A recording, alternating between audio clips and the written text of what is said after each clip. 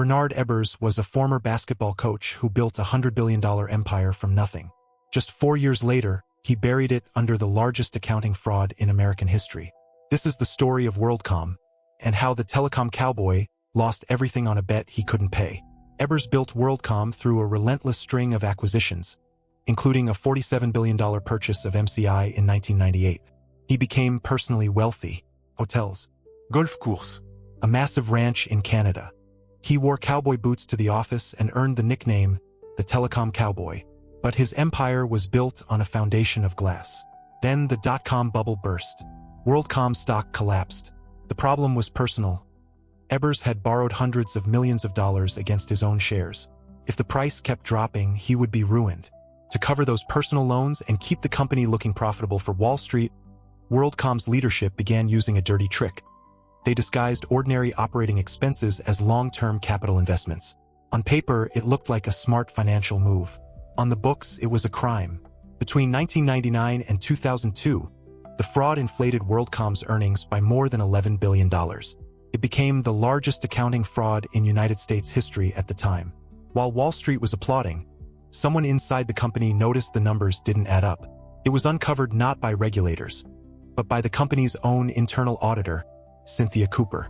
Working at night to avoid detection, she and her team traced billions of dollars moving illegally from the income statement to the balance sheet. In June 2002, WorldCom disclosed the fraud. The company collapsed into bankruptcy the following month. Nearly 17,000 employees lost their jobs overnight. Ebbers told Congress under oath that he had no knowledge of the fraud, that it was engineered by his chief financial officer, Scott Sullivan.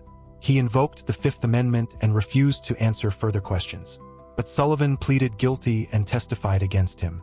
In 2005, a jury found Ebbers guilty of fraud, conspiracy, and filing false documents. The judge said the evidence showed he was clearly a leader of the criminal activity, not a bystander. He was sentenced to 25 years in federal prison. He wept in the courtroom. Ebbers was stripped of nearly everything he owned. His mansion, his ranch, and millions in assets were surrendered to repay shareholders who lost their savings, their retirement funds, and their pensions when the company he built collapsed. He served 13 years before being released in December 2019 due to declining health. He died 2 months later, in February 2020, at 78 years old. He built an empire on debt and kept it alive with lies to protect his own fortune. In the end, it cost him everything he built and the freedom he had left. Karma doesn't ask twice. Karma remains completely undefeated. This has been Financial Karma, and if this story moved you, subscribe to Karma Unleashed. Every episode, we follow the money and the consequences that never stop arriving. Next episode, another name, another empire, another fall. The history of financial karma is far from over. Subscribe, and we will see you on the other side.